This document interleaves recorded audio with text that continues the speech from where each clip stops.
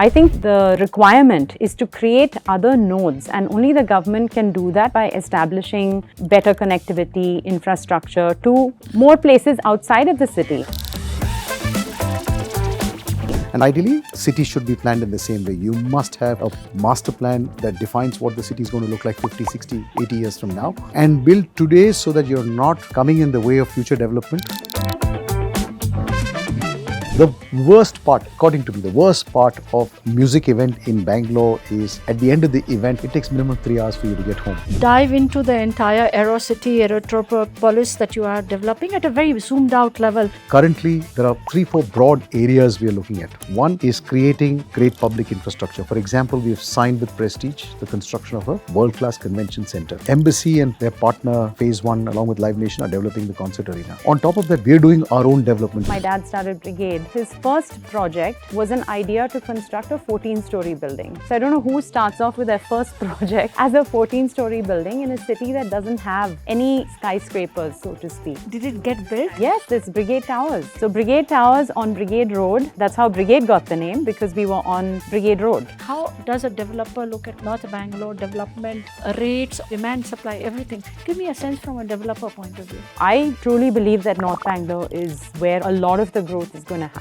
in the city. Grade A office stock in North Bangalore has grown in the last 5 years, doubled from about 9 million to 18 million square feet in North Bangalore, and it's expected to add another 16 to 18 million in the next 5 years. Wow.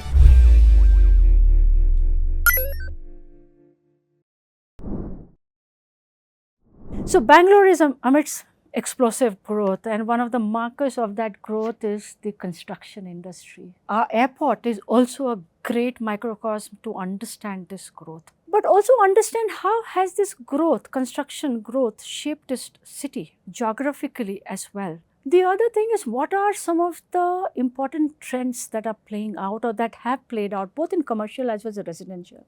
And do you specifically talk about airport, great marker of this growth, and the kind of challenges it has brought in for the city, for us, right? And looking to the future, what the future looks like for us. How can we make this growth sustainable in a way that we grow despite the growth? It is the hero, right? It is the hero of the industry, of the Bangalore growth story. So those are some of the questions that we are going to sort of talk about. Just quickly to introduce both of you, and coming to you, Pavitra. When I first met you, one of the things that stood out for me is your love for music, right? And the Indian music experience, the beautiful museum you put together, India's first interactive music museum. And so the love for music, and the second thing that stood out for me was love for Bangalore. Great to have you, Pavitra. Harif, you know, Bangalore couldn't have got a better brand ambassador in you, right? The kind of things you built in the city, airport. Being a brand ambassador, at least to me at a personal level, has manifested in every time I've reached out to you for one thing or the other. He's never said no, never. Great to have both of you representing very different aspects of the construction industry in Bangalore. And Thank you, Bhavani. It's a pleasure to be here. Yeah. Absolute pleasure. Thanks. Maybe to start with, and we'll dive into both your personal, professional and entrepreneurial journey. And you are an entrepreneur, and you are very entrepreneurial in the way Bial has been built and is being built. What I thought is maybe dive into a bit of your personal journey and look at construction through that lens. And I'll give you an example. When I've lived in Delhi for a long time. In the 90s, if I looked at Delhi, Connaught Place was the center of gravity. And the DLF building, I don't know if you guys know, that was the building where companies wanted to be located. All the best of multinationals, that was the most expensive, and they headed there. Today, Connaught Place has lost its prime. All the good corporates, that's not the building people want to aspire. That's what real estate growth has done to city. Once a CBD, once an aspirational place, center of gravity has moved from Noida to Gurgaon to different parts of, I think something similar has happened to Bangalore. Can we dive into our memories to sort of reflect back when you were growing up? what the city's skyline looked like, kind of homes you grew up in, where did you grow up, what kind of skyline looked like, what were some of these big beautiful buildings you guys aspired for, and you, whenever you came to the city, we'll come to that. And then maybe we'll come to that evolution that city's skyline has undergone over decades. Pavitra, you want to go first? Yeah, sure. Well, like you said, my love for the city is evident. And I think while I wasn't born in Bangalore, I was born in Mysore, but I grew up, I spent my whole life until I went off to college in Bangalore. At that time, and there wasn't much of a skyline to speak of at all. So I think the tallest building at that point was that LIC building. This was And when? that was, Which era? I mean, this is in the 80s. 80s, okay. Fine, I have to date myself and tell you how old I am. But yeah, this is in the 80s. Okay. So interestingly, in 1986, which is when my dad started Brigade, his first project, and I will just never get over this, his first project was an idea to construct a 14-story building. So I don't know who starts off with their first project as a 14-story building in a city that doesn't have any skyscrapers, so to speak. So that, I think, was the first main addition. Did it to get the built? style. Yes, this Brigade Towers. So Brigade Towers on Brigade Road, and we like to say that's how Brigade Road got the name. But to be fair, that's how Brigade got the name, because we were on Brigade Road. So that was the first project, and that's how one project became 2, became 4, and now we are where we are, 250 buildings. So for us back then, I think it was, nobody knew the kind of growth that would happen in the city. At that point, we were living in Spartan Heights, which is this apartment building on Richmond Road. There were apartments. There were apartments. This was, I think Spartan Heights may have had 9 or 10 floors. So I can't say there weren't any tall buildings, but you know, coming up with a commercial building where you're selling strata sale or offices for sale was a very novel idea back then. But anyway, we lived in Spartan Heights, which was on Richmond Road, and my sister and I went to Sophia High School. So my dad would drop us on his motorbike back then. So from Richmond Road to Palace Road, it would take him maybe 5 minutes. It was a very different life back then.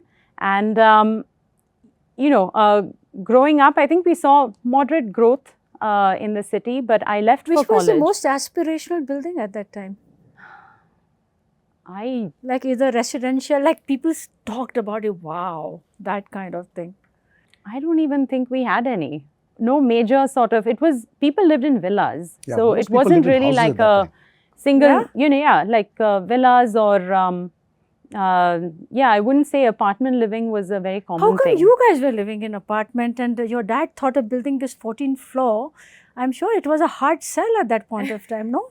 So at that point, we, you know, by the time I was 10, we moved into the house where they still are today, and I live pretty close by there. But the interesting thing is he started off with office and then we moved into residential construction, and that forms about 70% of what we do today. So I think that growth, and it's hand in hand, right? So office growth and residential growth are hand in hand. More jobs come in, you need office spaces, people need housing, so the two go hand in hand. So growing up, it wasn't, you know, everyone's house I went to, I can't even remember friends who lived, not many lived in apartment buildings. It was all neighborhoods. Was it aspirational apartments at that point of time or no? I think in some areas, yeah, because the apartments, you could have nice communities. They had swimming pools. We were building swimming pools into them. Common amenities like party halls and, you know, gyms and things like that, which was different. Unless you had a membership to like a Bowring or a Bangalore club or something, maybe you wouldn't have had access to And what those felt things. far for you guys, like wherever you were staying? Whitefield. Whitefield felt. And so I had friends who lived in Whitefield, and we'd always tease them and say, did you bring your passport today when we have to meet, etc. So that was far, and that took 30 minutes maybe. There still is that place, Golconda Chimney, that we would go to, you know, it was like a dhaba. That was the furthest place for us to get to, and those were the jokes that you need a passport to get to Whitefield. Hari, you want to take us down the memory lane? When was your earliest brush with Bangalore, and what did the city's skyline look like? So I come from Kerala, and for most Keralites, going to Bangalore was like going abroad. Very true. You needed a passport, huh? No, not because No, no. it's not because of the distance or anything. It was that glitzy, modern town that you had, a modern city that you had to go to experience modern life. What made the city modern in their mind, in their imagination? I think it's just the fact that you really had tree-lined avenues that you would read off only in books. The fact that you had modern infrastructure at that point of time. You had parks and gardens that were really well curated and prepared for public consumption. All of that made really these were markings of a good city. So my first memory is actually when my dad got posted to Lucknow. It was in 83 or 84, somewhere on that time, and we transited through Bangalore, and we decided to take a short break in Bangalore as we were heading towards Lucknow. And that's the first time I came to Bangalore. And I came I was 12 years old. I came in wide-eyed. I just fell in love with the city because it had these wide avenues. It felt like really wide avenues at that point of time, but wide avenues. And I still remember the one memory that's so distinct in my mind is that the trees would form a canopy over the roads and sunlight would come flitting in through that. We still have that on some roads. On some roads, right? You still have that. It just it just got imprinted in my mind as a memory that was so special. It was also special because we went to all the gardens, Kaban Park, Lal Bagh, and we said, wow, this is what a modern city looks like. And I still believe that these public spaces are such an important part of a good modern city.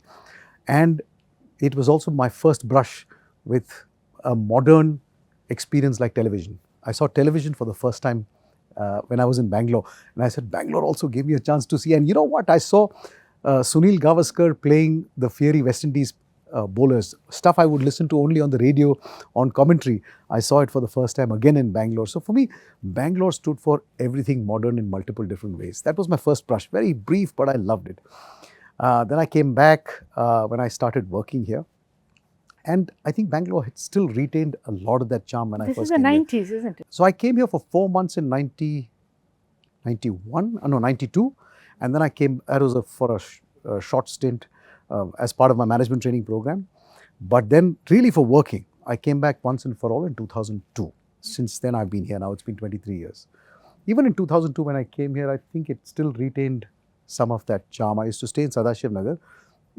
And whilst living in Sadashiv Nagar, I was shown a Makery Circle and told that beyond this is Hebal flyover and beyond that is outside Bangalore. There's nothing beyond that, really, because there was nothing beyond that. It was considered outside Bangalore even in 2002. I used to say I used to live in the northernmost part of Bangalore, living in Sadashiv Nagar. It's unimaginable today. But as the city progressed, towards the north, my residence also progressed in a similar fashion. From Sadashiv Nagar to Nagwara to Yelahanka and now all the way almost till the airport. That's how my residences have focused. And these were what? Villas, bungalows, apartments? Right now villa, in between that apartments, small apartments to larger apartments. So in all formats. You spoke about Dollar Colony, and in fact, first time when I got to know about Dollar Colony, I wanted to read, what is this Dollar Colony, man? I had never heard about it. Do you know anything about how this Dollar Colony, this is of course dollar money coming in, tech money coming in. I think these were earliest manifestation of the construction industry. And I've got this, gone to this Swiss town and all those Hollywood things. town. Hollywood town. That's all near it just the looks airport. like, yeah, but still the name itself, and they trace back to 80s and 90s actually. Hari was also saying the Dollar Colony is more from, I think that was a lot of NRIs NRI would money. come in and stay It was there. a government policy, Yeah. policy to roll that out, the housing sort of Yeah.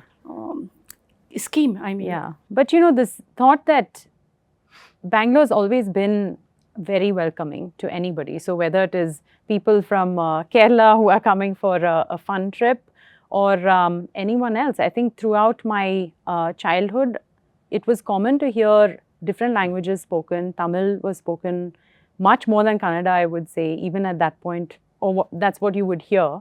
So today, the same kind of issues are there, but I don't think it's really changed the heart of the city.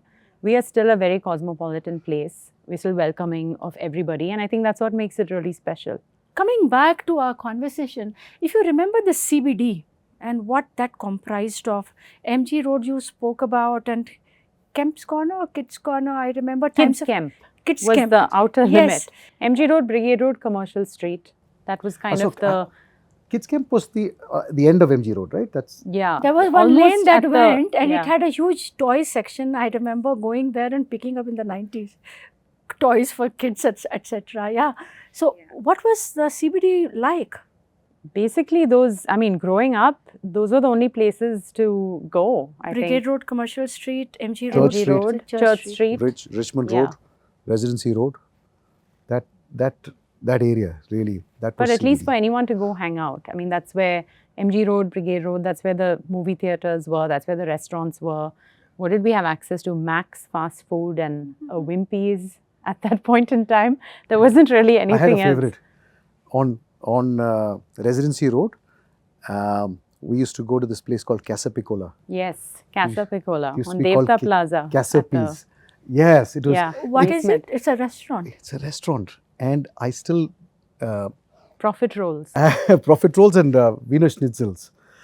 They used to serve the most divine Wiener Schnitzels in Bangalore, and I still remember because they used to have seating out on the pavement. You could sit out on the pavement under the sun and eat. It was like a Western city. It was like a European Casas. city. Casas was the place to Yeah, go. it was a really cool place to go to. So there, and I told you I used to live behind Kids Camp. So for us, it was most importantly a city that you could walk. So you could actually walk down from there up to Brigade Road into Church Street, and once you get there, everything is like a few feet away. So convenient and so much fun. Just the atmosphere. You know, there's this colleague of mine who's old Bangalorean, not a colleague anymore, but he was with us some time back, and he says the cool thing to do was to get your flashy bikes onto Church Street and do wheelies down that road to get all the women looking at you. And so apparently quite a happening. Just the street life, the vibe on the street used to be great fun in just that area. Why don't we talk about the old airport as well, what it looked like? Do we have the pictures here? So that's the old airport and the new airport. Do you remember the old airport? Yeah. I worked there for 3 Please years. talk about it. What was it like? The commute, the place, the vibe? I mean, somebody remembered it was like really small. You stepped out and took an auto. There were many interesting. I've worked there, so I can tell you many Please talk interesting about things it. about. So first and foremost, I mean, so this is not a judgment on who was running the airport. Yeah. It was the just era. peculiar circumstances that led to what it was. But the first thing was it was a battle to get into the airport because the traffic.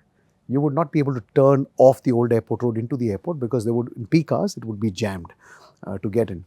Inside, once you go past security, I think there was one bookshop, very famous old school bookshop, and there was a little chai, coffee, samosa kind of a place. That was all that was there. Some seating, inadequate seating, so many people had to stand. You have memories, Pavitra, of the old airport. Talk about the commute to the old airport, including the old airport experience. What do you remember? I mean, considering what we know that drive to be like today, it was nothing back then, right? But for those days, that was stressful. Where were you traveling from typically? And that was like Cunningham Road, which is still not very far off. Yeah. But again, in those days, you could go 20 minutes from Cunningham Road to and it the was old very airport. far. It felt very far. It felt far. Yeah, it was beyond Indiranagar. Yeah. So it felt very far. Indiranagar itself was sort of far. But you would only take 20 minutes to get there. Okay. But I've heard stories from people who used to live in Indiranagar at that point of time saying they would leave their house when they see the aircraft land. Yes, I've heard that story also. You could count number of flights that were landing, and they would actually see, oh, flight is landing. Landing. And then Now let's go to the airport. And they would head You've to the, done that? No, I haven't done it. I never lived in Indiranagar, but people who've lived in Indiranagar have told me that. So that's the positive side, there's a, good of everything as well. I think people don't realize what a small town this was. And you have to say town. It didn't feel like a city per se, but it really was a very, very small place. And I remember growing up and anyone who visited from Bombay or Chennai, they would just be like, oh, such a pensioner's paradise is what they used to call it. And I used to hate that name. I was like, this is a cool city. There's so many fun things going on here. And they're like, this is the most boring place ever. But it's hard for anyone who knows the city the way it is today to even recollect what it was back then. You know, one of the earliest projects I remember is if you were in Indiranagar and you had to go to Koramangala, you had to go all the way back to MG Road and then go all the way around to go back to This Koramangala. one hadn't come. There was no intermediate ring road. Yeah. Construction of the intermediate ring road was a revolutionary project because it just connected two very important parts of the city, and then in 5 minutes you're there from Indiranagar to Koramangala. Just changed the entire lay of the land. Big But of course, difference. Indiranagar and Koramangala wouldn't be this buzzy, this hyped place that they are today, isn't it? I think Indiranagar had shown early promise right from the beginning. Yeah. They were still the newer neighborhoods. So I think they still had a bit of cool factor. Otherwise, the city is full of much more traditional neighborhoods like a Malleswaram or Baswangudi. So those were the more traditional neighborhoods. So these were the newer places. So I think it's rightfully sort of been the buzziest part of the city today. All the young people, new restaurants, new kind of stores, everything tends to be in this part of town. And then we move forward, right, over the last 20, 30 years that the growth has happened and the boom has happened. I left Bangalore in '99 to go off and study. And when did you come back? Relatively recently, 2016. So I was gone for a really long time. But I came back every year. And I clearly remember I think it must have been around 2000 or 2002. Because every time I came back, I would say I have to drive. I can't forget what it is like to drive in India, because that is a super skill set that you never want to let go of. I was driving, near the planetarium. That whole signal over there was so congested that I just started crying. I was like, how can this be Bangalore? Like, the traffic was so horrible for back then, of course. I could not recognize what was happening to the city at all. I just clearly remember this one time where I was like, I don't know what's going on. This is a high grounds police station? Yes, around that area. So you come down from the planetarium and you go around that way. At that point, all the one-ways, everything was totally different. There was two-way traffic on almost all of these roads. So traffic congestion is one way the city grew, but I think construction, especially because you come from the construction industry, how some of those things began to manifest. And if we can get that data here, look at the data. This is grade A office space, right? Across the country, top cities. And residential, I'm presuming, will be sort of similar sort of reflection of this. Look at the growth. This is just 2014 to 2018 and 2019 to 2023, that kind of growth. Look at the growth Bangalore has seen. Now, you talk about through the lens of Brigade Group, right? What you were building, how you were building, ambitions, what looked like really grand ambition in say 2002 and then 2016 and now. Maybe that would be a good way to sort of understand the construction boom that has kind of shaped Bangalore over the years. Yeah, so in 2000 or around that time is when we started conceptualizing Brigade Gateway, which today is, I would say, one of the best mixed-use examples anywhere in this country, and one of the most integrated in terms of types of uses that you have there. So there's residential, office, you have a large mall. You began working on it when? 2000. So it was really ahead of its time, and I would say that because even today, everything there is extremely relevant and it still looks like something that was done a few years ago. I endorse entirely. Just in Such terms a of the beautiful, design. yeah. And I think it's difficult again for people to realize what kind of a bet that was. So similar to this bet of doing... How did you guys manage to take a bet like that in 2000, early 2000? Yeah. So I mean, I'd love to take credit, but I really can't. I was maybe 19 years old and in college or something. So again, it was my dad, the auction for this 40-acre plot had come up. It was a Kirloskar factory. So there's a lot of backstory to the whole bidding and how many rounds it took and so on. But at that point in time, anybody who was planning construction there would have typically just done all residential apartments constructed, sold and exited, right, from a financial standpoint. But he looked at that area and said, where am I going to get the chance, anywhere within city limits, to do an ambitious project? And for him, his vision was, I want to create something that is an absolute landmark. So it was a very lofty goal. So he got master planners from New York, HOK Architects, and they master planned the whole thing, along with Venkatraman Associates from Bangalore. So basically 1,260 apartments, a 1 million square feet office building, which is now the World Trade Center, Bangalore. The Sheraton Hotel, which has over 200 rooms, an 8 lakh square feet mall, which is Orion Mall. At that point, it was a Columbia Asia Hospital, which is now Manipal Hospital. We built a school within the campus, a club for the residents and also external people to use. And in the middle, he created a lake. So it wasn't existing there before, but the entire concept was so beautifully put together. And fortunately, Metro also has connectivity to the campus. So this is still very core Bangalore because it's straddling Malleshwaram and Rajaji Nagar. So it's not, you know, a far-flung place where it's easier to find land and maybe do this kind of ambitious project. And at that point in time, he still says, like, everyone advised him against it and cautioned him against it and said, don't be crazy, you'll lose money on this, or this is too ambitious of a project. You'll not get anybody to lease up this space. His story is one of the consultants, the property consultants, looked at the plans and said, maybe you will get someone to lease this building at 25 rupees a foot. And what today is the rate right now? It's over 150 rupees a foot. Of course, everything has changed in the city, but hindsight is 2020. And at that point in time, to take that kind of risk and also to desire to plan in a way that is truly mixed use. There are so many people who work in that building who live exactly there, who send their kids to school right there. And you know, the hospital is around the corner, entertainment is right there. So it's truly a phenomenal place and concept and idea. So Hari, this Brigade Gateway is a great way to sort of think about in the future, far in the future, and build something. And you've done something similar with T2 and now with Aerotropolis, right? The idea. And you should talk about building off the T2 and what did it take to imagine something like that around 2002-03? I think this project started to gain sort of steam. And then we'll probably come and talk about the Aerotropolis that you are right now building. But just before we go there, I just want to add on to something that Pavitra said. I think creating these kind of decentralized, multi-use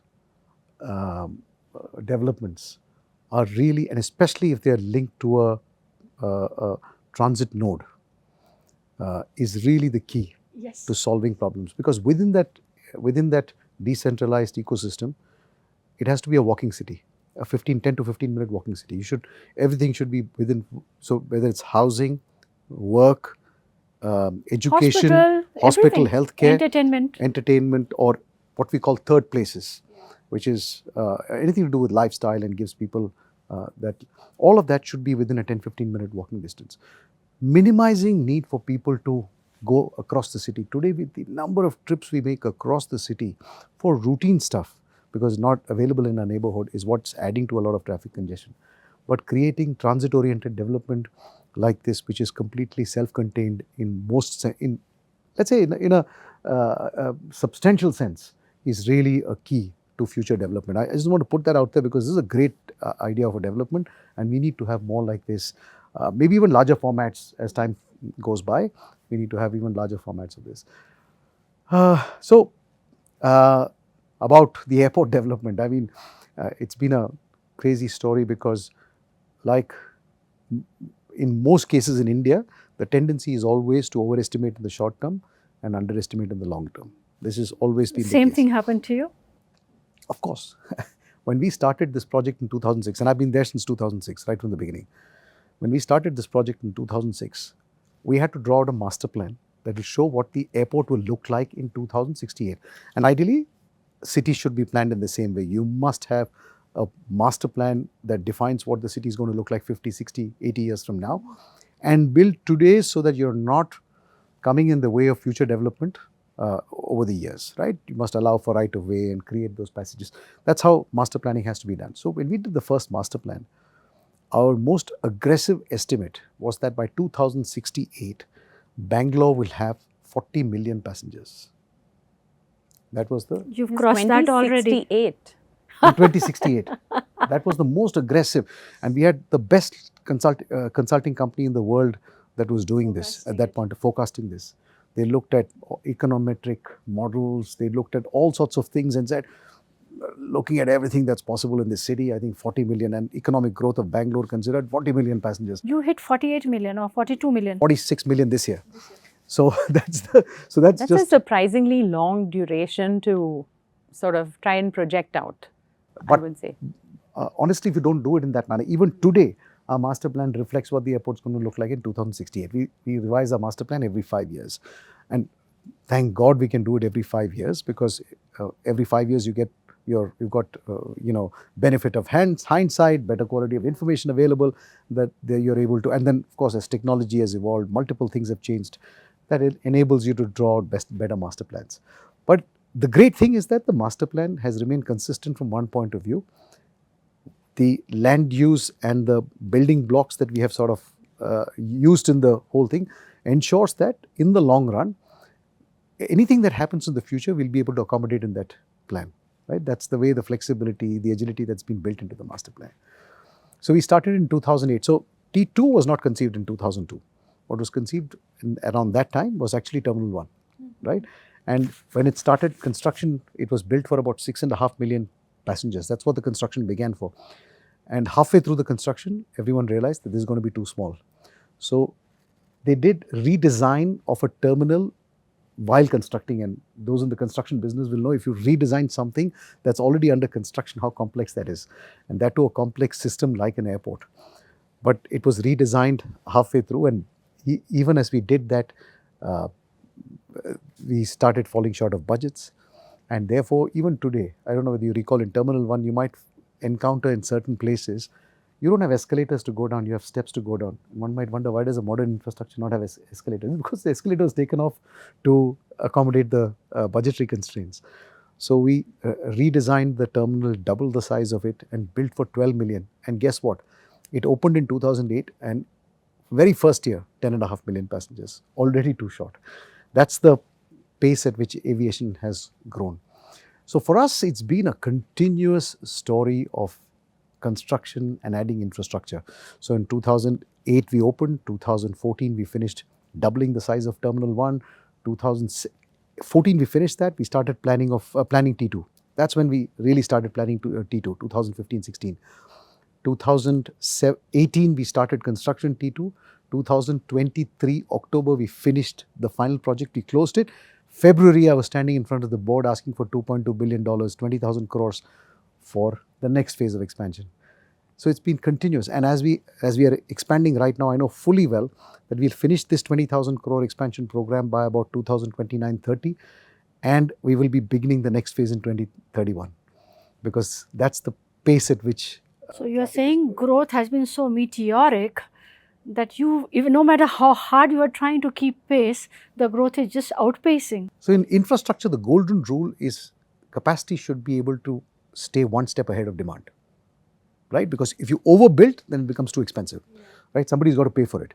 So keep the capacity one step ahead of demand. That's easier said than done, because it's very difficult to predict exactly how capacity is going to grow. And there are natural ups and down cycles that happen. So at some point of time, it looks like you've overbuilt. Sometimes it feels like you've underbuilt. And sometimes COVID comes and disrupts everything that you've thought of. All of that happens.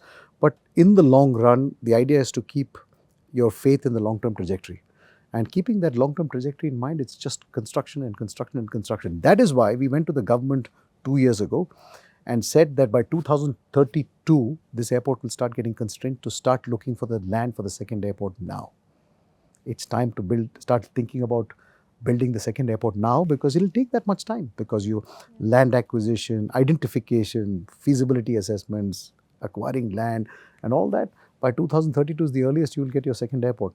But by then you'll need it, because this airport will be full. So you both spoke about three things, which is also symptomatic and microcosm of what Bangalore is today. You spoke about mixed use, right? Which is such a fantastic planned, structured way of, you know, walk to work kind of life, right? Everything in the neighborhood. And your Erythropolis that you have been building is also kind of mixed use, Except right? residential. We've got all asset classes except residential. Yeah. So that's one, the mixed use and how to do it. I think many people talk about the mixed use in Bangalore and how that could be one of the reasons of city getting messed up, right? And your is a great way to look at in a structured, planned manner that mixed use is great. Second that you spoke about, both of you, is this fantastic piece of infrastructure you were able to build ahead of time, right? Like Brigade Gateway as well as the airport, which was very far, and there was a lot of conversation around why that far, why this, and I think today people see benefit in it. And the third, I think, which is most important, is how do you keep ahead of the capacity to accommodate the growth. I think this city is bursting on its seam. Virtually every part of the city we have not built. Roads, water, everything that we speak about is bursting on their seams. Any learning from what you guys have done? How do you think ahead of the curve? How do you build aspirational infrastructure? Just not looking at naysayers, but just on your own conviction. Do you want to talk about? Maybe you want to start with that, especially infra, which is physical infra, capex heavy. Actually, what Hari mentioned, master plan. Without a plan, you can't really decide or determine how the growth is going to go. First of all, one really never knows what is going to happen in the future, as was clear by kind of the projections that they had made for number of travelers and what it actually was. And there were multiple factors at play for sure. So you really don't know. But the best approach is to have a plan. Master plan. A master plan. So the last plan that Bangalore had was in 2007. Yes. And the fact that we still don't have one is why the city has just grown in any which way possible. So it's a little difficult to sort of try and hold, people accountable for the kind of growth, because one does need guardrails and rules how these things are going to happen. So which are the major transit corridors? Where will you put public transport? What should you put around the nodes of public transport? Say, okay, great, we have a metro, but we need parking around the metros for two-wheelers, four-wheelers. We need the ability to walk on the roads today or create proper pavements. We need that last mile connectivity, zoning. What area should be deemed as commercial? What should be residential? The way the city has grown, everything around us right now is zoned agricultural, which doesn't even make sense. So there are so many solutions that can happen once there is a plan in place. And as you know, there are so many multiple different authorities today which are trying to be consolidated and so on. But I don't think there is one solution at this point. We talked about mixed use. Mixed use, I believe, truly is the solution. And if you can co-locate it next to transit, especially metro, that would be a huge win in terms of being able to do that. But you're not going to find huge tracts of land in today's city like that. So I think the requirement is to create other nodes, and only the government can do that by establishing better connectivity, infrastructure to more places outside of the city. And in Bangalore, you don't have that kind of constraint of land or any kind of physical constraints on directions and how the city can really grow. So if those areas are created, you can't really financially incentivize people to move out to a place where there's no social infrastructure, there's no hospitals, or there's no proper connectivity, or you can put office parks out there and slowly over time residential will mushroom around that area. You'll get the social infrastructure, but you could give it a real boost by putting a plan around it and creating these kind of other centers around the city and then helping that. Because I still believe that new construction, yes, it does have so much impact on the environment, but at the same time, you can do it in a way that is sustainable. You can encourage walking. the load on public infrastructure, if you're doing mixed use and density and high rise, is actually less, because you're trying to create that infrastructure in a smaller overall area. The sprawl is a lot less. So all of these things, if they come through in terms of a plan, like that would really make a huge difference, and that's the way to go. So there's multiple different So approaches. master planning, definitely absence of it is one big thing that is missing. Add one facet to master planning is, I think the most important thing in a master plan is that it should be an integrated master plan. And what I mean by integrated is that you cannot have various facets of urban design existing in silos. They have all got to be incorporated into the master plan. So normally master plans are thought of as land use plans. And that I think is a mistake, because you got to look at it from a land use perspective, you got to look at it from roads perspective, you got to look at it from utilities, power, water, sewage, how is that drainage, how is that going to work. That has to be layered on top of the master plan. You've got to look at it from public amenities perspective, social equity, sustainability. All of these angles have to be worn. So we've got several layers to our master plan. At the base layer is land use. But on top of that, for instance, we have a renewable energy master plan on top of our land use master plan. As buildings develop and as our energy footprint grows, we have a plan in place till 2068 to ensure that our airport is 100% renewable energy, right? So it will never take conventional fossil fuel fed energy ever. And that can happen without a plan. Like she said, without a plan it's not going to happen. You've got to have a plan in place. Similarly, you know, how the grading is done, profiles, so that drainage happens naturally, looking at how water can be supplied, sizing of supply lines, keeping in future requirements. All of that is part of what a master plan should do. And last but not the least, build resilience into it. Again, Pavitra made a very important point. You don't know what you don't know. You cannot look into the future and say what's going to happen in the future. So since there is so much uncertainty around what's going to happen in the future, you build resilience into the master plan, which means provide for that give, right?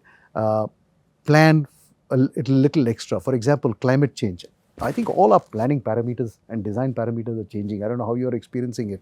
For example, wind loads that you're designing a building to normally in the past used to be guided by a certain norm. But we are saying add 50% to that now, because climate change is happening. Suddenly the levels of wind that you're experiencing now are changing. So let's build resilience into the plan by making sure.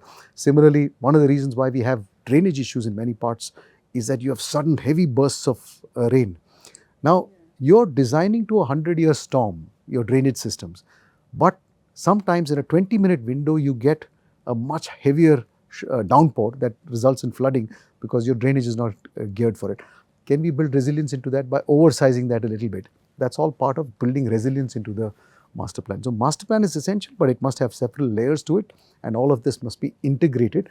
And then finally, urban planning must work in conjunction with this to make sure approvals granting, the discipline that goes into the execution phase must stay to the tune that you will not deviate from the master plan. It has to be built by the master plan and as per the master plan.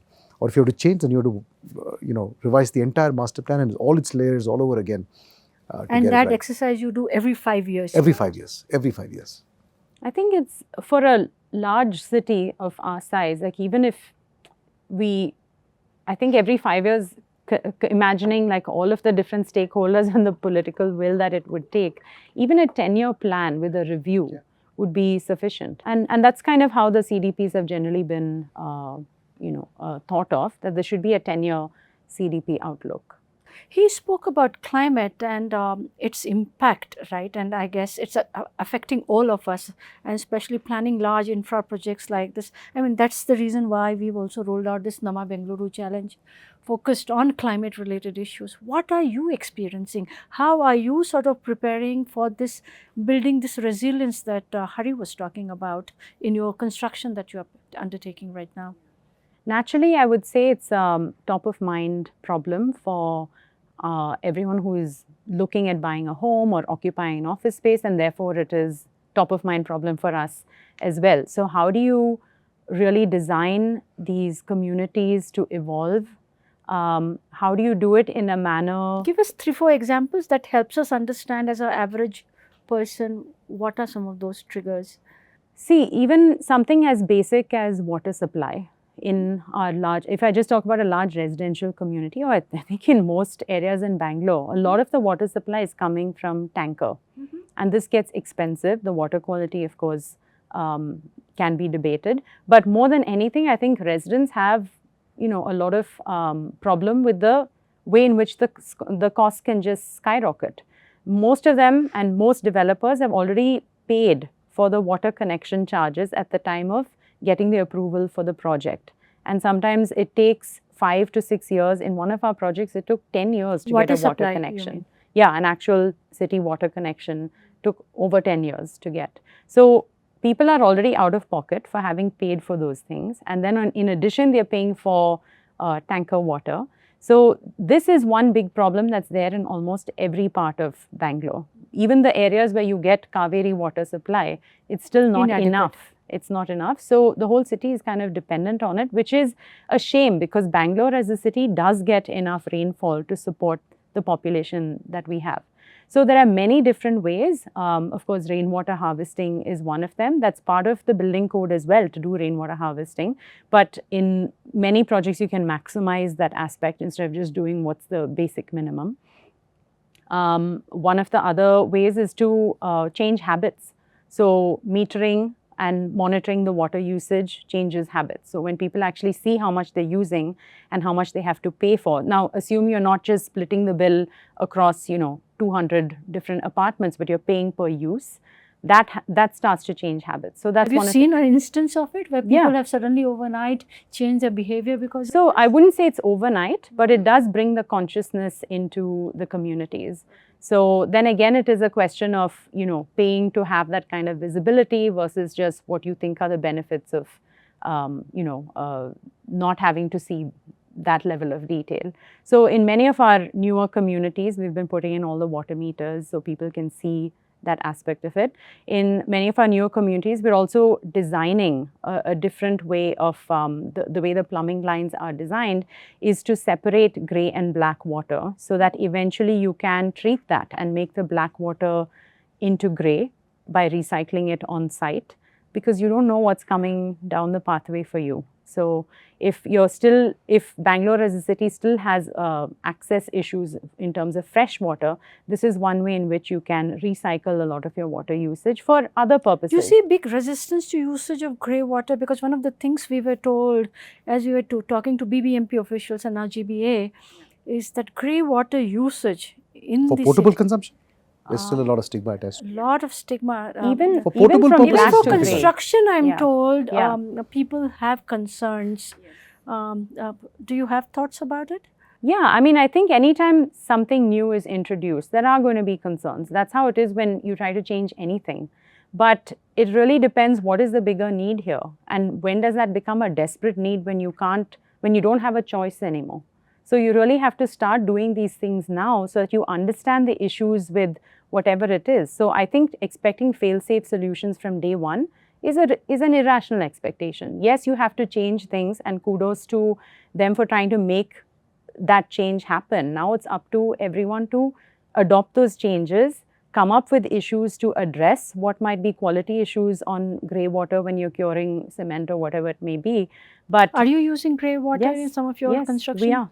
You have to. Okay. So there again, so you're getting the grey water with a certain quality assumption there. So we have to build in additional testing mechanisms, so which is not part of the typical approach. So those are all the areas where people have doubts or worry about the additional cost or time or whatever it may be.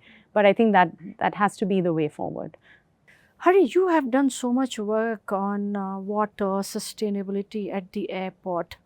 And of course preparing forward for all these climate related issues. Talk a bit about some of the steps that you've taken, some of these behavioral nudges that you've had to bring in to be able to embrace some of these initiatives.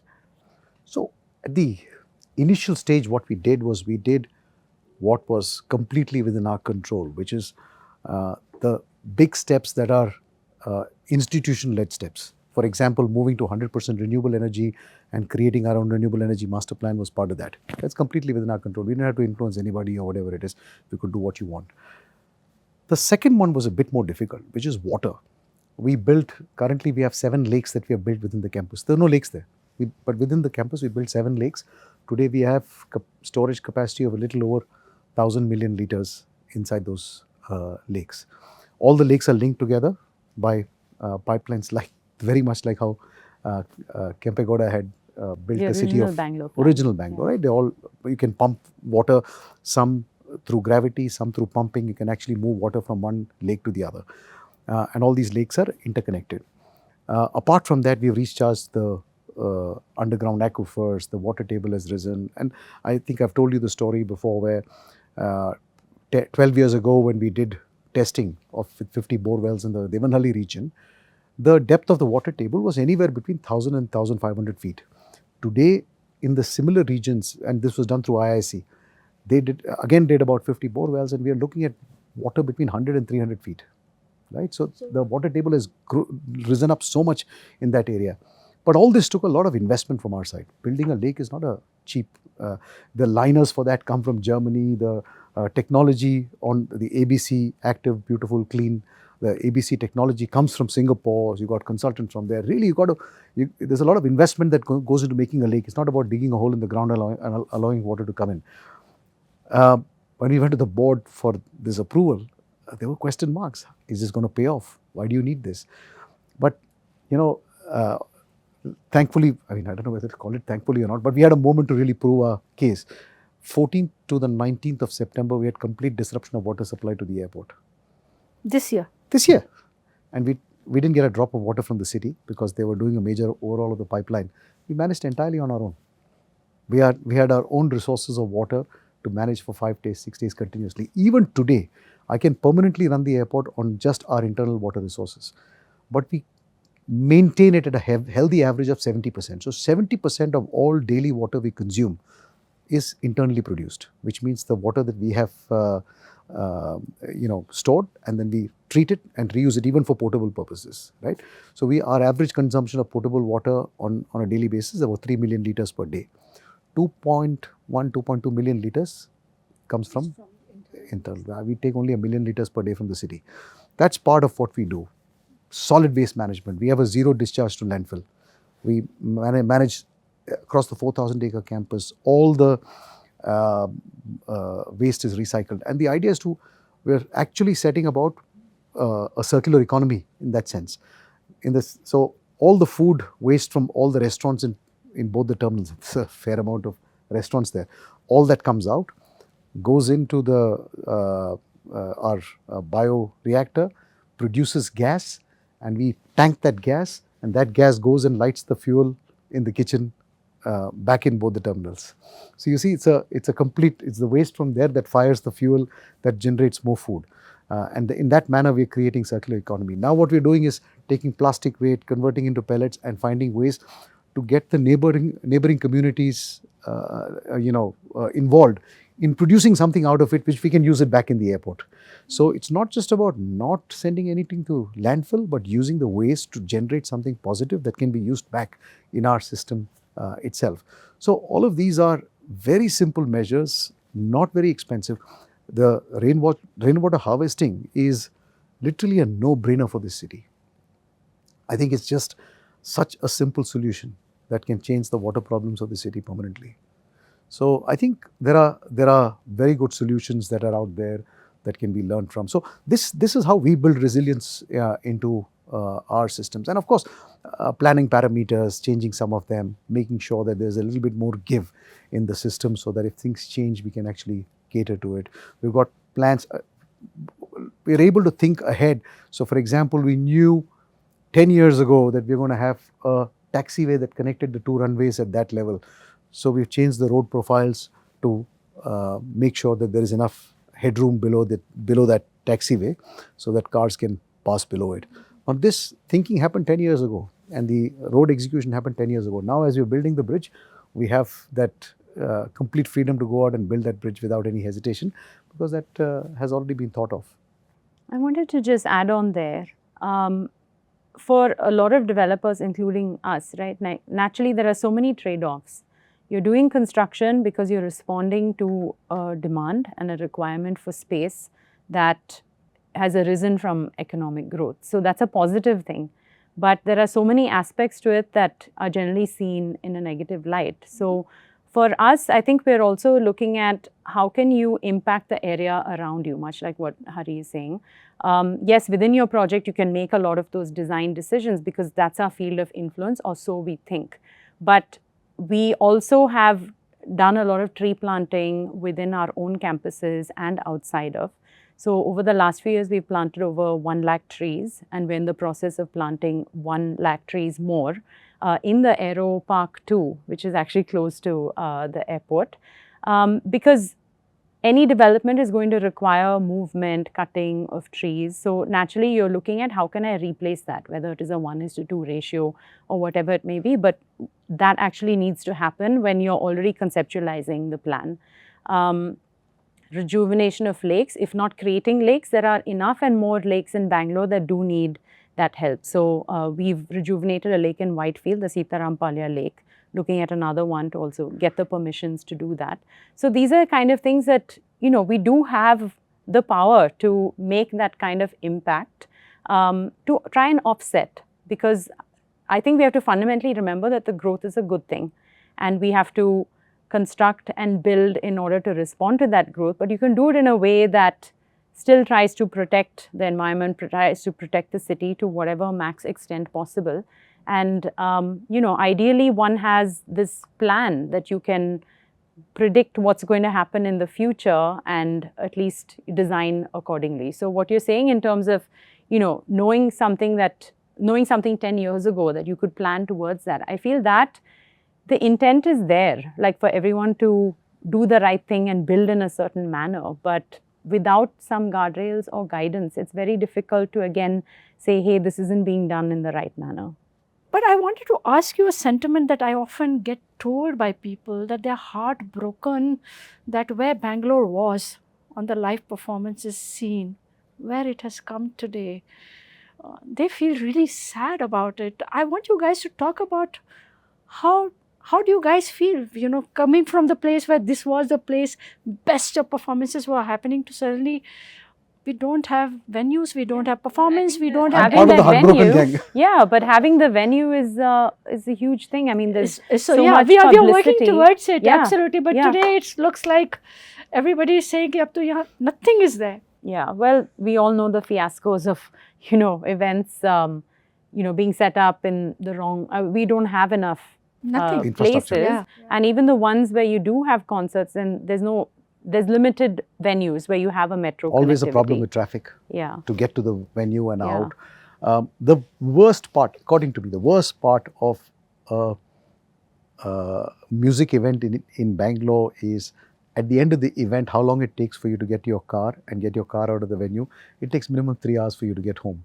And I think event planning is all around that, creating a venue where there's adequate parking, easy egress and ingress, and how to make that whole experience end to end, driving in, celebrating, going back, all of that simple. So this event venue that we're building is going to be about 200 meters walking distance from the metro station at the airport.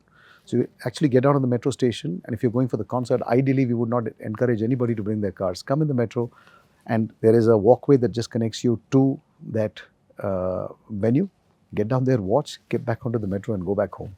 This simplifies things to such a large extent. And that's what we're trying to solve for, which is the whole experience end to end. And that's true for any major city, I would say, whether it's here or even in the US. Like if there's a major event, sporting, music, whatever it is, the ideal is to take public transport and not get stuck in traffic, parking, whatever it may be. So this would be ideal to have that. There are a couple of venues in the city that have that, but I've also taken public transport. The Nice Grounds has that. I mean, you can take the metro, but that was also a mess. For whatever reason, they just shut down the metro when everybody was trying to leave the Ed Sheeran concert for some reason. And that was a mess again. So people started, trying to hop into taxis and cars and then it's 3 to 4 hours before you get home, minimum. And that's a complete mess. So I think it's about looking at the whole experience holistically And that's really the Do you trick. want to sort of dive into the entire Aerocity, Aerotropolis that you are developing at a very zoomed out level? Some of the things you've already spoken about, some of the things you may not have. Talk about that. And Pavitra, after that, I would like you to talk about some of the aspirational sort of projects that you are looking at, and we'll come to that. So it's a mixed use development, the Aerocity, and the airport city will have all asset classes with the exception of residential. Currently, I think residential is restricted because of the way our land lease agreement is structured. I think there is still merit to have some residential at the airport, but we're living with this for now.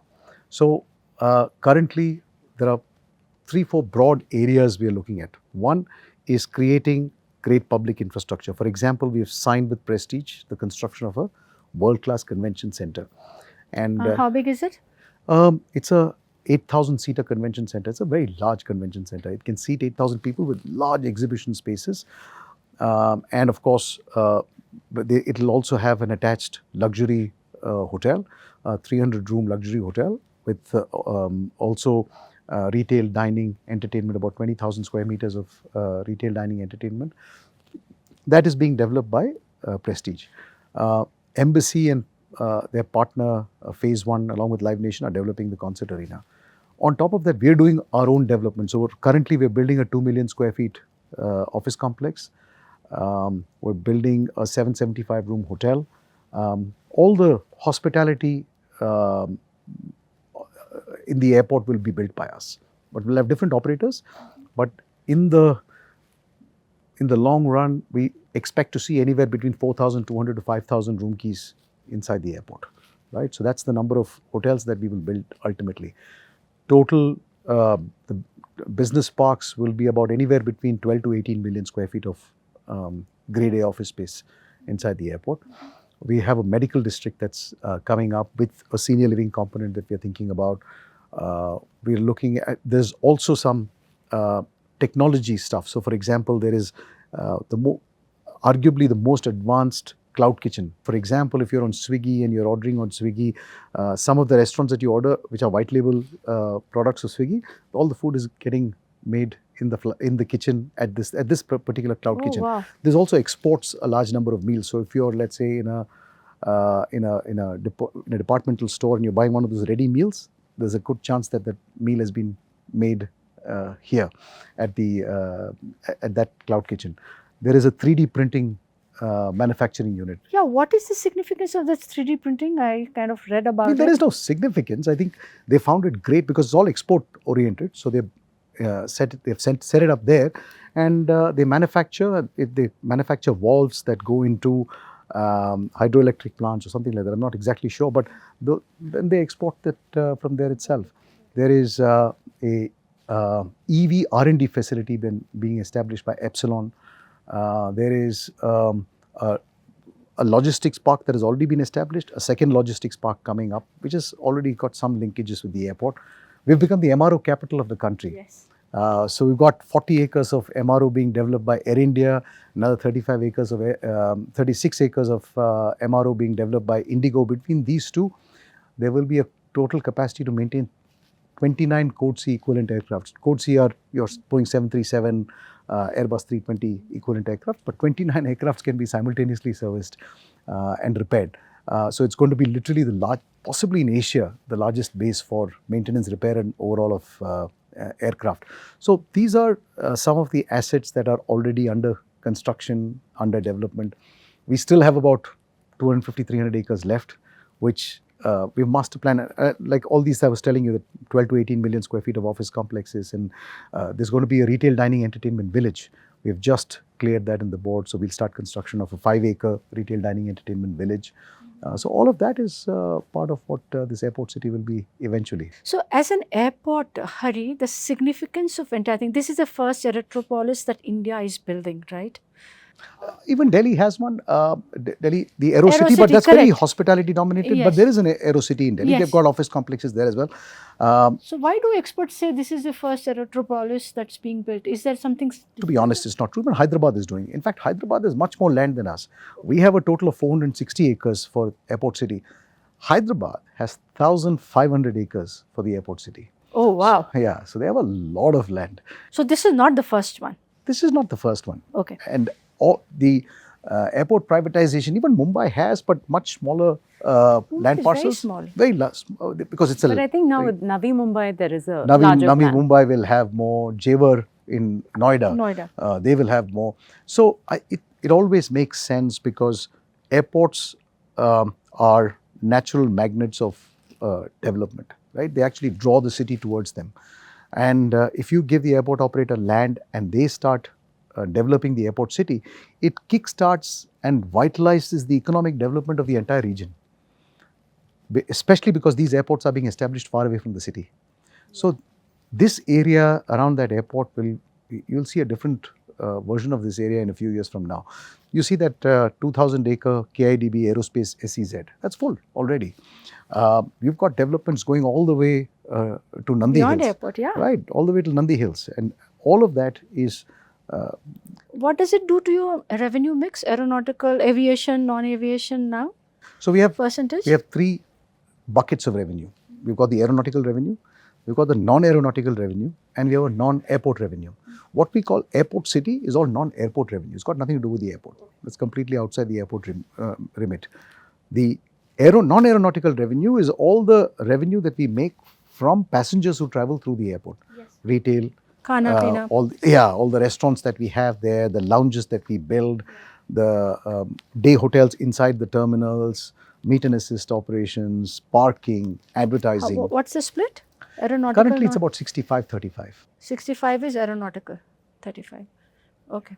And is there a number you're looking at to the future? Well, the holy grail is to reach a point where your non-aeronautical income is so large that you don't have to have aeronautical charges at all. With AeroCity, you're planning that, I guess. That is really the holy grail. Yeah. Pavitra, how are you looking at that? What he spoke about, airport being magnet for growth. As a developer, tell me, how do you look at North Bangalore?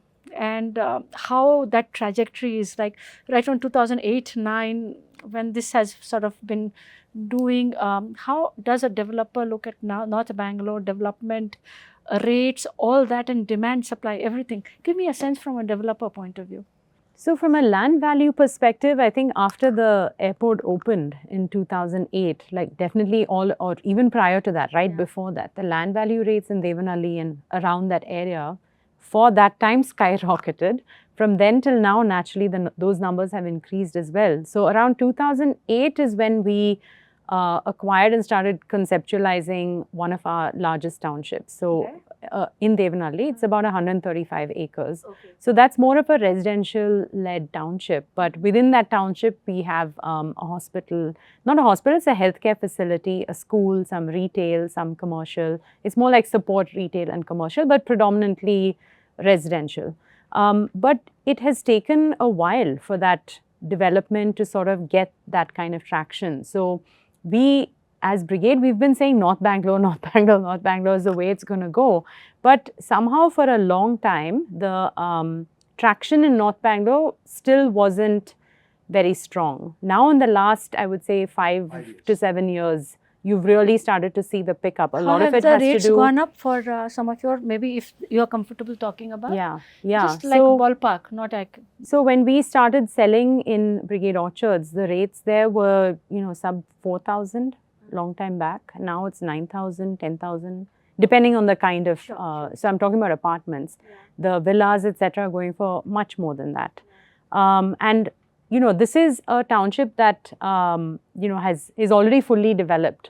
So now as newer townships come up, like you're naturally going to be looking at starting off at these kind of numbers as opposed to coming to a completed township. So a lot of this has to do with naturally the public infrastructure that's coming, the metro rail, the congestion, in ORR and those parts of the city where many organizations have decided to move towards North Bangalore. That's surprisingly been slower than I thought, but it is happening now because of the difference in the kind of rents that you would be paying in an ORR versus somewhere along Airport Road, in KIADB. So all of those areas now, which Hari mentioned, they're completely full up now.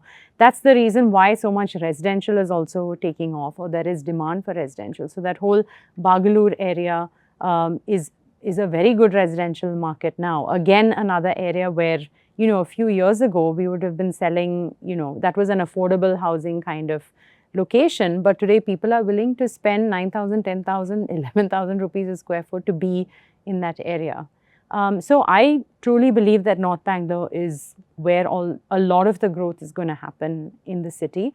In the Aero Park too also, we have an allotment from KIADB. It's a 75-acre parcel of land where earlier when we were talking about a 10-minute, 15-minute city, this is the thought process. So in this area where it's still in design and approval stage, but like this, like a mixed use, office, retail, hotel, possibly some residential. It is anchored by some industrial, light industrial kind of complex. So everything within that township would again be 10 minutes of a walk.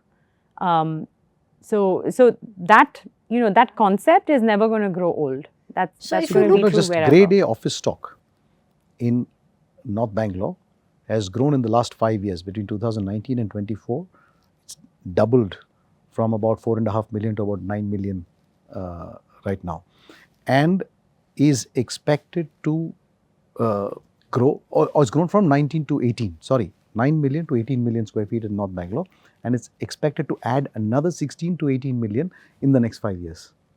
Wow. So So tell me something, do you see this center of gravity that we were earlier talking about in the context of Delhi, right? Gurgaon suddenly. Is that what we are looking at, North Bangalore? I don't think the center of gravity of the city is shifting per se, but this is a big magnet. Bangalore actually doesn't have yes, there is a CBD, but different parts of the city have evolved. So if you're like in the Whitefield area, then your entire life is kind of there. You're living there, you're going to look for schools around there, your residential, your office is all located around there. If you're in the Sarjapur ORR area, then that's where you are. If you're on Hosur Road. So there are all these micro markets that are quite self-sufficient. How many projects do you have in Bangalore today?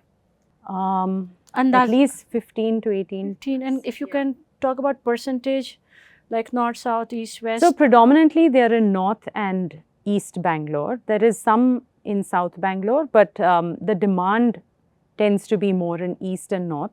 I do think like the whole West corridor is starting to open up a bit.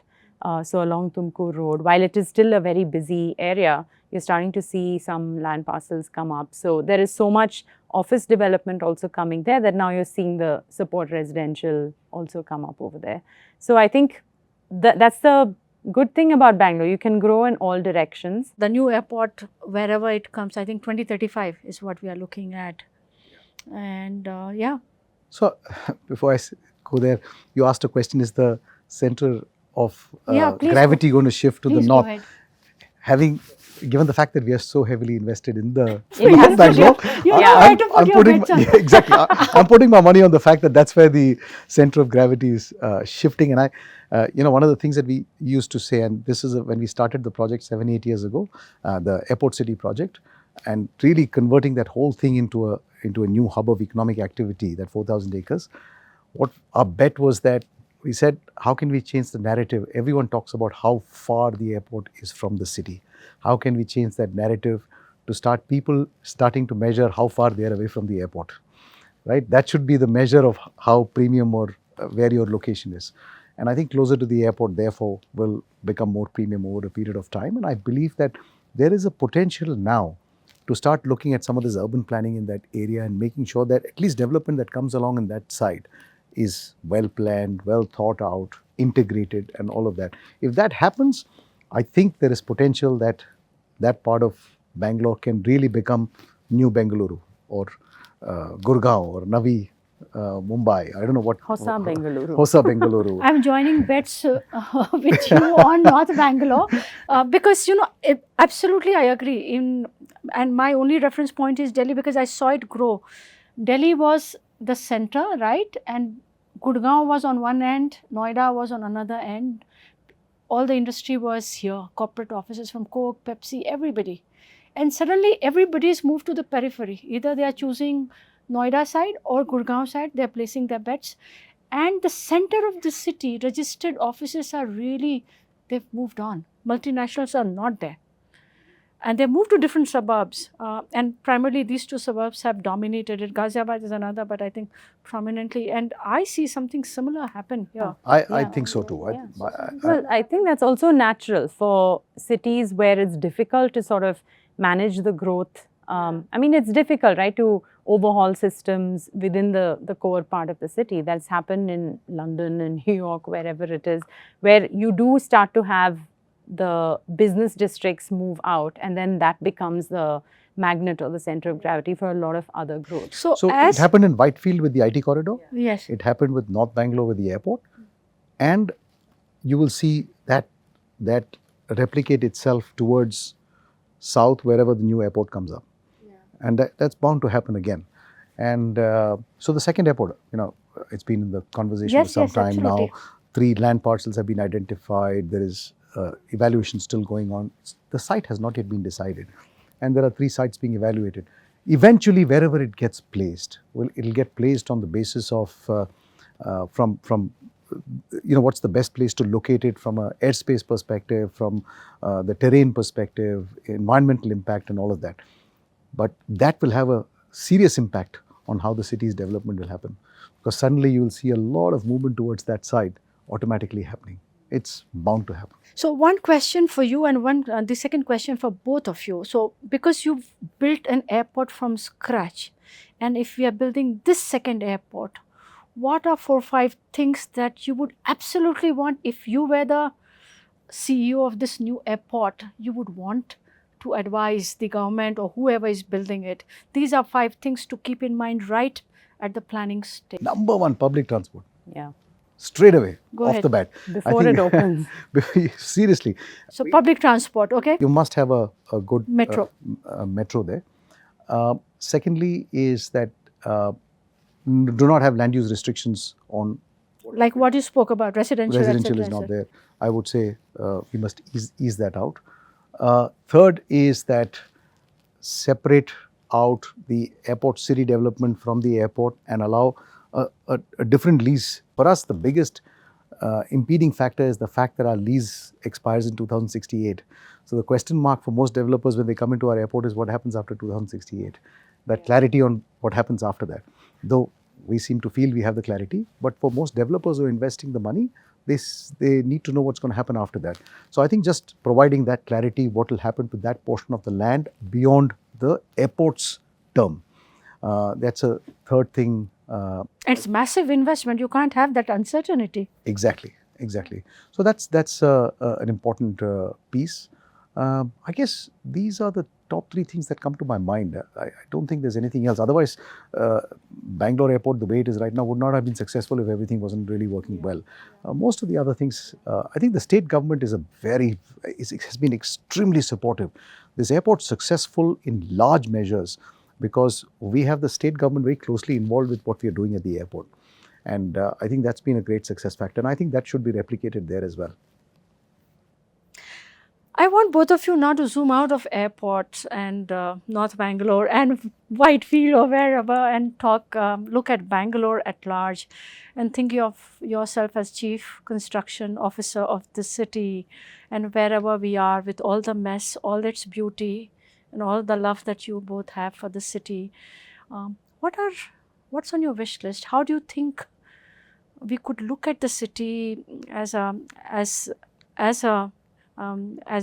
place to develop the challenges it faces? Your wish list, your dream, and what are 4 or 5 things we could be doing, and individually you could just sort of respond. Wherever Bangalore is, with the mess, with all your love and all your knowledge about developing private developments, your blueprint for the city here from here onwards. I can't claim to be an expert on this, but No. let me give it a shot. Yeah. I think, long term, Bangalore's infrastructure problems, if it has to be sorted out, whether it's traffic, whether it is power, water, sanitation, drainage, all of those issues, if they have to be sorted out, I think you'll have to zoom out and take a much larger approach for which the solution is not short term or medium term, but it's long term, which means really taking the whole city and remaster planning it and completely looking at transit-oriented development, developing a strong public transport network. I think widening the roads, building bridges, building flyovers, what it really ends up doing is that it makes driving so easy that it will result in more cars coming on the road. And therefore, it will result in further congesting the city. If you look at most of the global cities where we say, oh, we love walking in the center of London or most other parts of the world where it's great to walk within the city, the reason why it's easy to walk because they're pedestrian first. And it is so frightfully expensive to bring a car into that zone that you will not do it. So it disincentivizes vehicles and incentivizes pedestrians and cyclists. And I think, therefore, public transport is a very, very important, high quality public transport would be a very fundamental element of this overall master plan. And then when you start building out this connectivity system for the whole city, transit system for the city, around transit hubs, you start developing these 15-minute walking neighborhoods. And that's really the only way we can solve this, because otherwise, we'll keep taking these short-term measures, which will then catch up over a period of time. So really, there might be some short-term measures that you will do. I must say the plan that gets talked about often, this tunnel connectivity to sort of bypass the city and get traffic to move from one part of the city. It's not a bad plan, but again, it's short term. And I think in the long term, we'll have to look at, there's also this talk of this double, wherever you have right of way for the metro, must have a road and metro stacked on top of each other so that eases traffic. All of that, in my view, are just short term measures. Long term, we have to re-master plan the city, look at transit-oriented development, look at creating decentralized neighborhood-oriented development linked to transit nodes that just make people stay within their communities and travel only when it's necessary, and that too using public transport. Look at water sanitation again at a master plan level, look at sustainability of water at a water level, and social equity, what creating public spaces, gardens. I often look at simple places like Johnson Market, Russell Market, Flower Market, such incredible places. Just imagine doing up these heritage buildings, cleaning them up, creating hygienic spaces. I used to love going to Johnson Market to buy my own meat, but you can't do that anymore because it's just that whole experience. But if you really clean it up, when you go abroad, you go and visit some of these markets, you walk around and it's a delight. It's a delight. You can create that right here.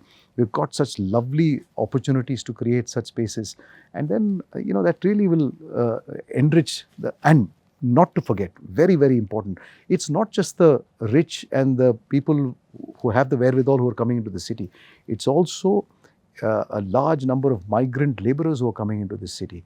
So creating affordable housing, I think, is fundamental to the city's future. You must be able to create affordable housing so that there's housing, good quality housing for all stratas of society. And that is also going to be an integral element of what we have to do. Yeah. So the wish for the larger plan, that's universal, I think. And again, not much can be done unless we have and we get that plan. And that is something government has to do for the city. So a master plan. Yes, it's an absolute must. But one thing I would like to include here is that, private and public have to work together. So businesses, companies who have basically said, hey, this is where I'm going to be. These are huge decisions that you don't take lightly to want to move anywhere else or any such thing like that. We are invested in this city. We think long term for the city, and that's essential for us to work together with the government to come up with that plan. So ages ago when metro was still being conceptualized, at that stage I remember the authorities had reached out to various developers and said, how would you design the metro stations? How would you think about development around the metro station? So that's the right intent, right? And I think we can't just say, hey, government has to do this.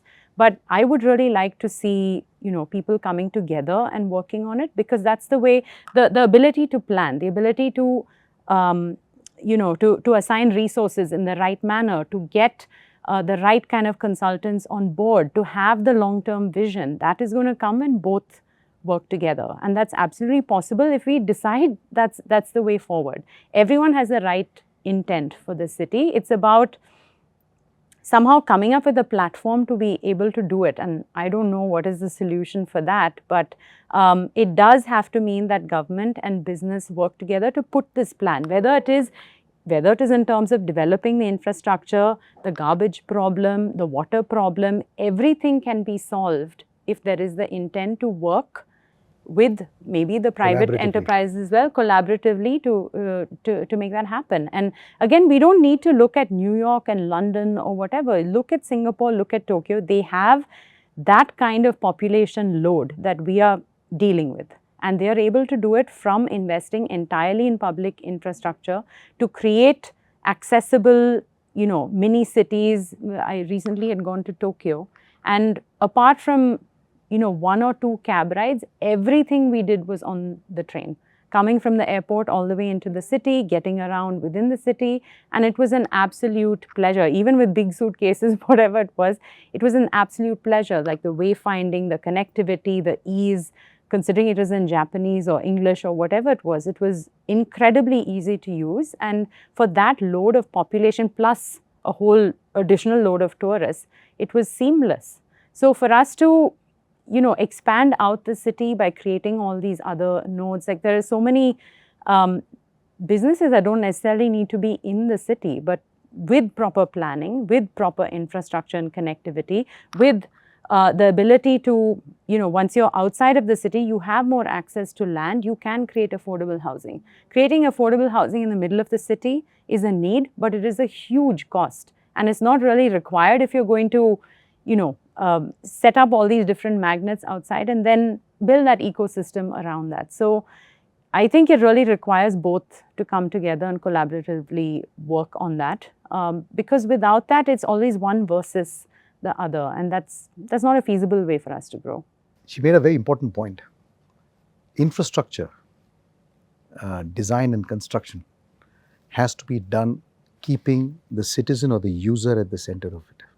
How is the space going to be used? How is it going to be used? That's got to be the basis on which the design is done. So for instance, if you say affordable housing cannot be done in the city, you want to put affordable housing in the outskirts, then it automatically means that that's really where public transport should also go to, right? And I think thinking about how people use public infrastructure is the way to design the public infrastructure. Otherwise, sometimes what happens is we look at it from an architecture perspective, we look at it from a construction perspective, ease of construction perspective, but really at the heart of it is the user. Yeah, like every good business, you keep the customer at the heart of it. For the government, you keep the citizen at the heart of it. And I think actually Bangalore is a very fortunate place. The average citizen here is very conscious, very interested, very invested in making the city a better place. We're not disconnected. Maybe you, because you live in North Bangalore and the flag bearer of it at every level, talk about some of the happening places in North Bangalore that deserves to be called out and which you frequent, which you want to give shout out. So lots of good places. I just before we started, we spoke about, I'm blanking out. What did I tell you? Smokemeister. No, let's not, please cut that out, because if everyone starts to go there, it won't be cool. No, wait, let him talk. Don't censor him, please. Let's hear him. We don't want everyone to find it. Yeah, it's a hole in the wall place in Hennur. Discovered that lovely place, great food. Then what do they serve? Smokemeister. She made me repeat it so that everybody hears about it. So no, good things should be out there, right? Go ahead. Yeah, I think I don't know whether you've heard at a higher end of the scale. If you've heard of Farm Law, a great restaurant, great ambience, really fine cuisine, experimental, cutting edge. I love what they do. Emil's Gourmet was established in that part of town, which now, of course, everyone knows about. We have a Rameshwaram Cafe at the airport. You are a Rameshwaram There's Cafe a guy? CTR at the airport. So we've got both. Yeah. We've got a CTR at the airport, we've got a Rameshwaram Who are Cafe you at the choosing airport. between the two? I eat at both places. I can't This afford is to have like favorites. a diplomat, huh? I can't afford to have favorites, so I go to both. Okay. Yeah, I love both of those. Big Brewski is a destination. A lot of people go there. How dead is the social life in North Bangalore? Tell me. Because people here, like closer to the town, say, you are Yelahanka, you are Hennur, you are that side. Yeah, past It's Yelahanka, dead. it's not very alive. I must say, Yeah. past Yelahanka, it's not alive. But if you go a little further down towards Hebal, Hennur, that part, I think there is still a lot of activity happening. And from what I see, there's a lot more development happening along that Hennur road. And I think that area is just going to explode as far as the food scene is concerned. And all this recommendation is not you as the North Bangalore flag bearer, but you as a foodie, right? Me as a foodie, really, I'm very impartial when it comes to food. Okay, you, Pavitra, where do you stay? And then tell me the places that you are sort of. Well, I live in the area is called Vasant Nagar, so off Cunningham Road. I would actually say from a social life perspective, there isn't that much going on in that area, surprisingly. Okay. I think there's more, I mean, there's definitely more than North Within Bangalore. 15 minutes, you've got everything around It's you. there. But I'm saying, if I want to just step out and walk somewhere, that's still not as possible. But Both of you would think Indiranagar is the most happening place? Is that what? From a food point of Yeah. view, 100%. Yeah. 100 feet road and its surroundings, capital. the other area that But they also is a- say is it's a the burial ground of restaurants.